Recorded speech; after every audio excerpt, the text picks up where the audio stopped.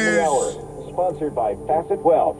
I'm Peter King in Orlando, and we have breaking news from New York where a jury has just found former President Donald Trump's company guilty of tax fraud in a scheme put together by top executives. Stay with us for more on this developing story.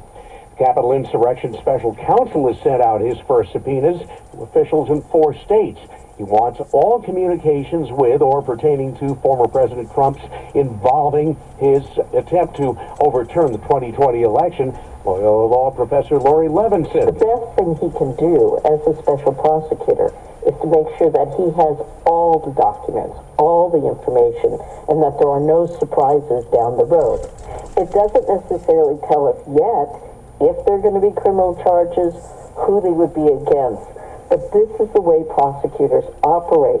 They get the information they need, evaluate it, and then go forward. This comes as the hundreds of law enforcement officers who defended the Capitol January 6th were honored with the Congressional Gold Medal. House Speaker Nancy Pelosi. They answered the call to serve, putting their lives on the line to protect the Capitol, the Congress, and the Constitution. The former president has said that he wants to suspend parts of the Constitution, repeating his false claim that the 2020 election was stolen.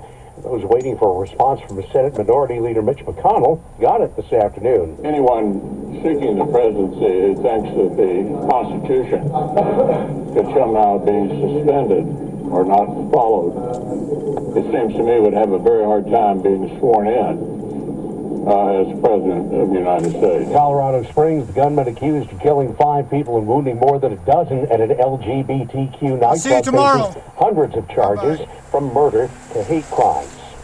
Several women have filed new lawsuits against Bill Cosby, saying the disgraced actor and comedian sexually assaulted them decades ago. 305 total counts of charges.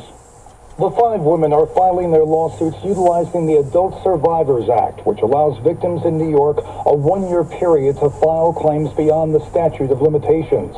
One of the accusations dates back to 1969. The other 4 claim Bill Cosby forced them into sexual acts in the late 1980s and early 1990s, when Cosby was at the height of his fame.